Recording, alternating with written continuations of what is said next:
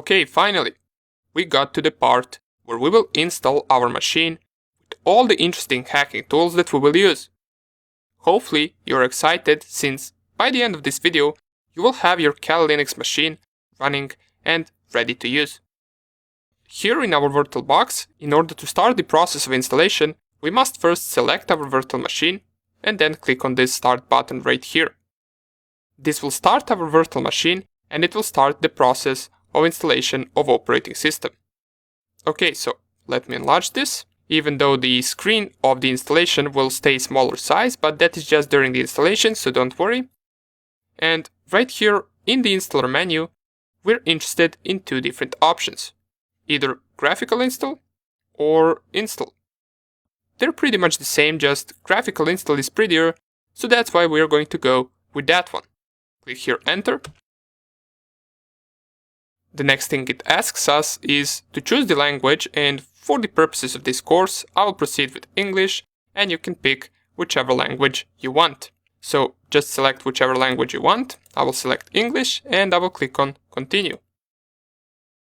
In the location part, this is only important if you want to have the correct time zone correspondent with your country, and right here it also tells us that these countries from which we can choose are strictly based on the language that we picked in the previous step. So in case your country is not on the list, like mine isn't, you can go right here on other and select your country.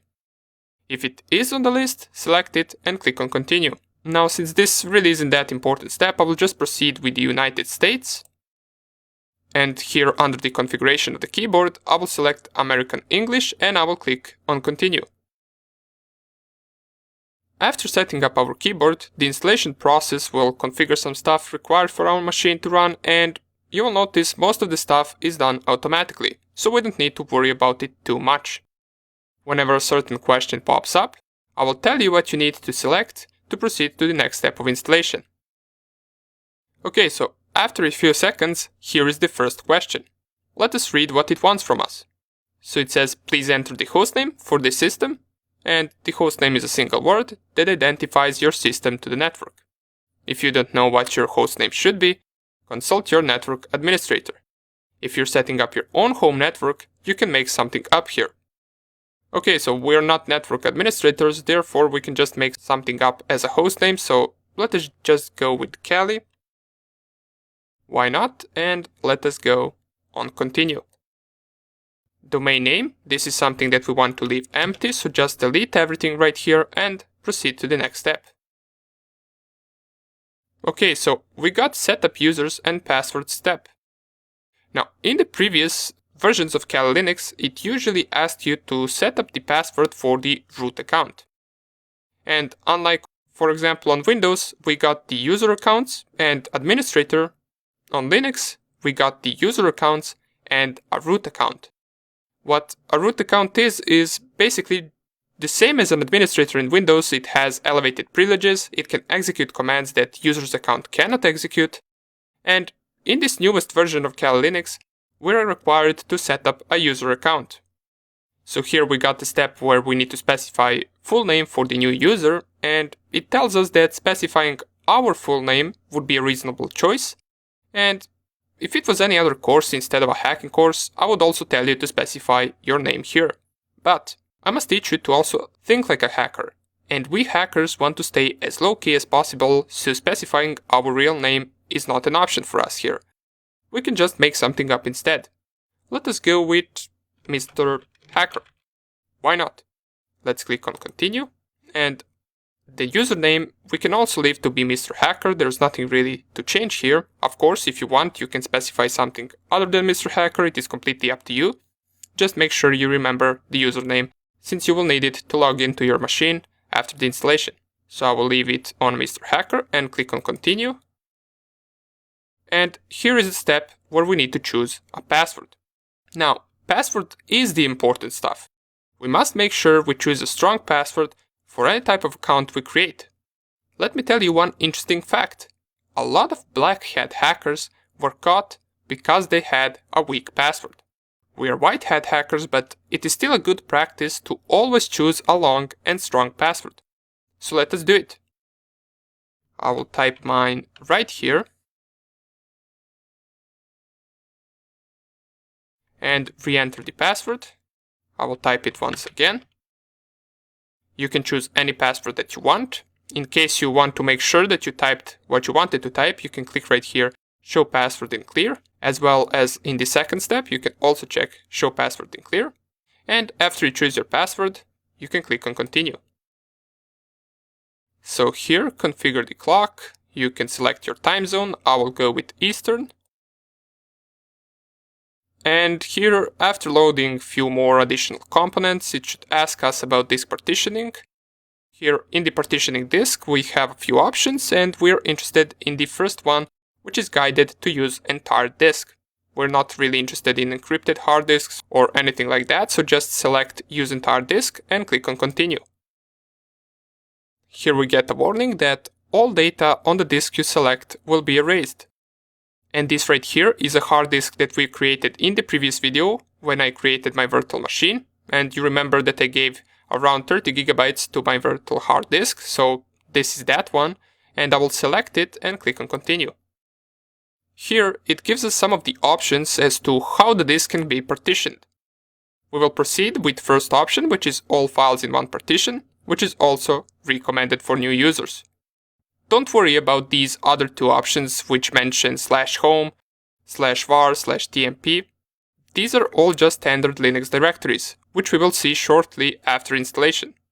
So just click right here, all files in one partition, click on Continue.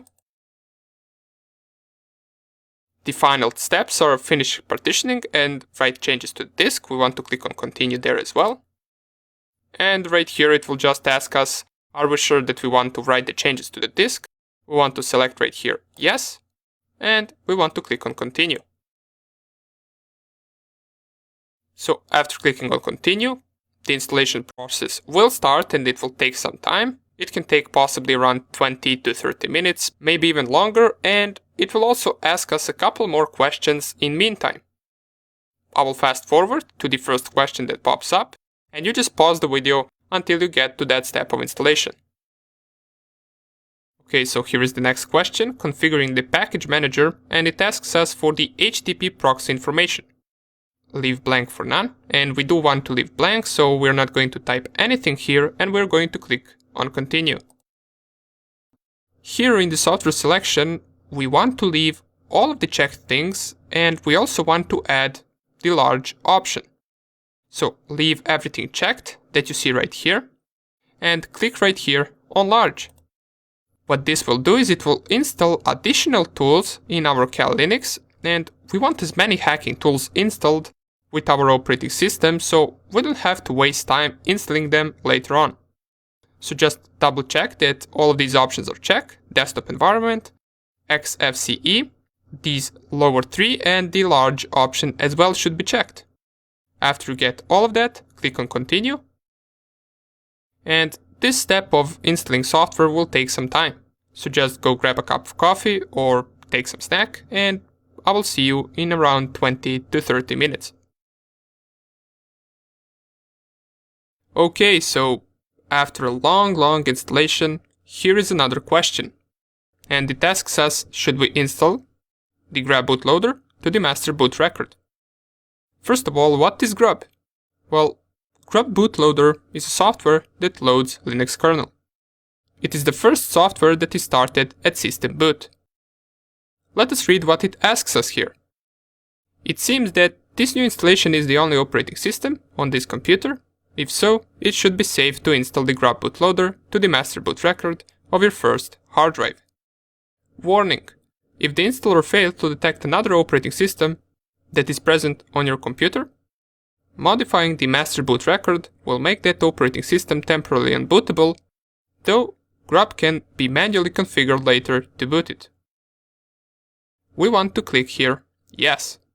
And you might be asking, wait Alexa, but I'm running other operating systems. I'm running macOS or Windows. Don't worry, remember, this is a virtual machine. It doesn't know about your main operating system. For this virtual machine, this is the only operating system that is being installed. So it is safe to select yes and proceed to the next step. And in here, we want to select /dev/sda and click on continue. This will proceed to finish up our installation, and it might ask us a question or two more, and then we should be ready to use our Kali Linux machine. Okay, and this final step says installation complete, so it is time to boot into your new system. Make sure to remove the installation media so that you boot into the new system rather than restarting the installation. Since we don't have any installation media, and this is probably referring to a USB drive in case you installed an operating system over USB, and we didn't, we installed it in virtual machine, so we can simply just click on continue. This will finish up the installation, and then it will reboot our machine and open up our Kali Linux desktop. Here it is, our virtual machine is starting up for the first time. Finally, here is our login screen to our Kali Linux machine. Here we want to input the username that we typed in during the installation, so in my case it is Mr. Hacker. And down here you want to input the password that you used during the installation. Then you can click on login. And here it is, our first hacking machine. Now, in case you're wondering why is it smaller screen, well, to fix that, in most cases you can simply just do this, lower the screen, and then enlarge it once again, and now it should be in full screen mode. In case this didn't work, don't worry, in the next video we're going to perform some of the checks of our virtual machine to check the internet connection, whether it is in full screen mode, and other things as well. So don't worry if your machine isn't in full screen mode, it will be after the next video.